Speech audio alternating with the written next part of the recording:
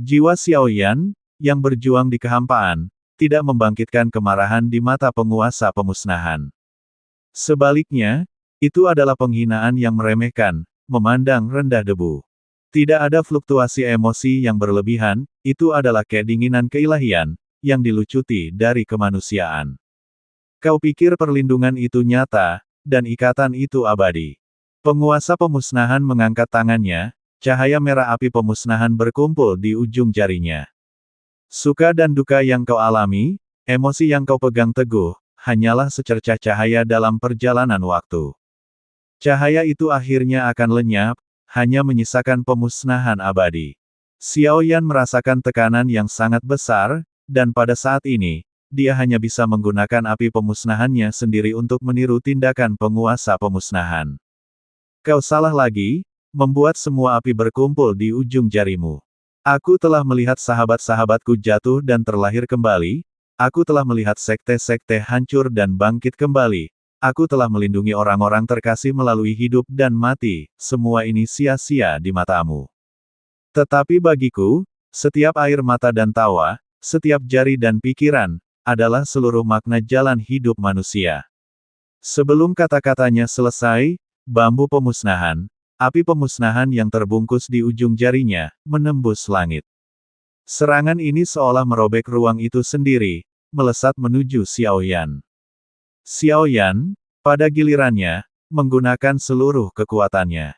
Cahaya merah tua yang sama bertabrakan lagi di kehampaan, saling terkait dan menciptakan raungan yang memekakkan telinga, seolah-olah diaduk dengan keras. Kedua sosok itu menjadi terdistorsi. Cahaya merah tua sudah berada di atas Xiaoyan. Dia pada akhirnya bukan tandingan bagi penguasa pemusnahan, seluruh tubuh dan jiwanya tampaknya akan terkoyak. Tetapi pada saat itu, semuanya tiba-tiba membeku, seolah-olah waktu telah berhenti. Semuanya diam, kecuali penguasa pemusnahan, yang tetap berada di luar waktu. Matanya menyipit, dan suaranya melanjutkan, obsesimu saat ini berasal dari belum mencapai akhir perjalanan. Ketika kamu melampaui segalanya dan mencapai puncak dari segala hal, kamu akan menemukan bahwa dunia yang kamu sayangi hanyalah ilusi yang dibuat dengan sangat teliti namun tragis. Kalau begitu kau pun akan memilih pemusnahan untuk mengakhiri segalanya, seperti yang telah kulakukan. Gambaran-gambaran yang hancur berkelebat di depan mata Xiaoyan, pemandangan benua Dodi yang telah ia lawan dan lindungi, rekan-rekan seperjuangannya, kerabat sedarahnya. Gambaran-gambaran ini perlahan kabur dan memudar ke kejauhan. Tidak, sebuah teriakan menantang meletus dari lubuk jiwa Xiaoyan. Meskipun itu hanya mimpi, tawa dan air mata dalam mimpiku adalah jalan yang telah kupilih. Jalanmu adalah akhir. Jalanku adalah menjalani hidup sepenuhnya sebelum akhir. Ia mencoba memanggil api pemusnahan di dalam dirinya, tetapi penguasa pemusnahan hanya menggelengkan kepalanya sedikit. Suatu hari kau akan mengerti.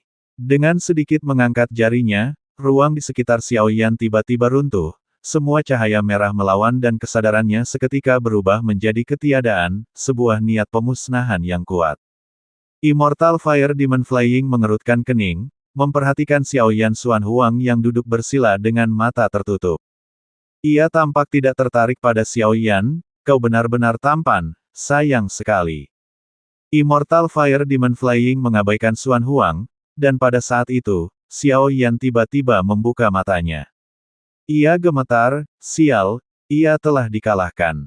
Xiaoyan menarik napas dalam-dalam beberapa kali, perlahan menenangkan dirinya. Ia bukanlah jiwa sisa. Sebaliknya, refleksi pemusnahan yang terukir dalam ingatan Jimian memberitahunya bahwa segala sesuatu pada akhirnya mengarah pada pemusnahan, jadi ia mempercayainya. Tapi aku harus membantahnya, dan menang. Yang harus kulakukan adalah memberitahu pemusnahan bahwa dunia ini ada karena keberadaan. Dan itulah mengapa ada ingatan. Kehancuran adalah demi hidup menuju matahari, bukan akhir dari segalanya. Bergumam pada dirinya sendiri, pengalaman ini sangat menggema di hati Xiaoyan. Pada saat itu, suara gemuruh menggema di dalam hatinya, seolah-olah dunia itu sendiri bergetar. Xuan Huang, yang telah menatap tajam iblis api abadi, sedang merenungkan bagaimana memastikan iblis api abadi akan meninggalkan pewaris untuk klan naga, tetapi kesadaran tiba-tiba ini membawanya pada tatapan Xiaoyan. Suara inti bumi, seru Xuan Huang dengan takjub. Gelombang kekuatan mengalir melalui hati Xiaoyan. Ini adalah kali ketiga suara itu menyerang, dan dia sudah tidak asing lagi dengannya. Saudara Xiaoyan, bukankah kau sudah menembus ke tingkat kelima? Tanya Xuan Huang. Kau hanya sedikit kekurangan kesempatan yang tepat. Xiaoyan tidak membantahnya, menjawab, lalu berdiri. Tingkat kelima alam hati kaisar sangat penting. Semakin sering suara inti bumi muncul sebelum terobosan, semakin baik. Saudara Xiaoyan, sudah berapa kali ini terjadi? Lanjut Xuan Huang. Xiaoyan tidak banyak tahu tentang ini, tetapi samar-samar ingat itu terjadi 3 kali. Setiap orang berbeda, jawab Xiaoyan. Xuan Huang mengangguk sedikit. Ketika aku berhasil menembus ke tingkat kelima, aku mendengar suara inti bumi sebanyak 24 kali sebelum akhirnya berhasil.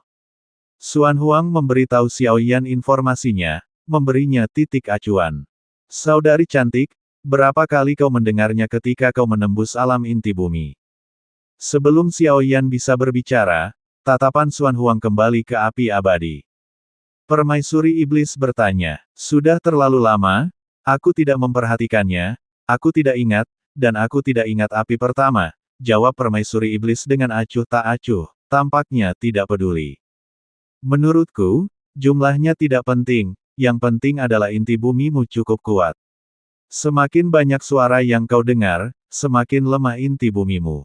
Misalnya, kupikir kau dan aku tidak stabil karena kita memiliki terlalu banyak wanita di hati kita, lanjut Permaisuri Iblis. Bibir Xiaoyan sedikit tersenyum mendengar ini. Namun, Xuan Huang tidak merasa malu. Lagi pula, dia memiliki banyak putra dan cucu naga yang telah memberikan kontribusi luar biasa bagi ras naganya. Tekadnya tak tergoyahkan, meskipun beberapa wanita enggan berpisah dengannya. Menurutku, kata Xuan Huang sambil mengangkat bahu, tidak perlu garis keturunan yang sama berkembang biak secara berlebihan. Keengganan mereka bukanlah keenggananku. Xiaoyan menggelengkan kepalanya tanpa daya. Selir iblis yang bersemangat itu tetap diam, mungkin sama bingungnya dengan cara berpikir dan bertindak Xuan Huang seperti dirinya. Bagaimanapun, selir iblis api abadi masih manusia. Dibandingkan dengan manusia binatang memprioritaskan reproduksi dan kelanjutan garis keturunan. Manusia, di sisi lain, lebih menghargai emosi. Meskipun keduanya bertujuan untuk kekuatan ras mereka, esensi mereka berbeda. Garis keturunan nagaku kuat, tetapi hanya sedikit yang pada akhirnya akan bertahan hidup. Sebagian besar akan mati muda, jadi ini satu-satunya jalan. Xiaoyan tidak mengerti maupun berkomentar. Ras yang berbeda tidak boleh dinilai dari posisi yang lebih tinggi. Tindakan sudah ditentukan. Di bawah api, senior. Tapi ada sumber api lain, yang ini tidak cukup. Xiaoyan menatap iblis api abadi Fei, menangkupkan tinjunya sebagai salam, tentu saja ada. Iblis api abadi Fei mengangguk, dia hanya perlu menunjukkan arahnya. Xiaoyan menggunakan jiwa void-nya untuk merobek celah spasial lagi. Tapi sebelum pergi, dia sengaja meninggalkan secerca api ungu abadi. Dia sungguh-sungguh dengan ucapannya, secerca api ungu ini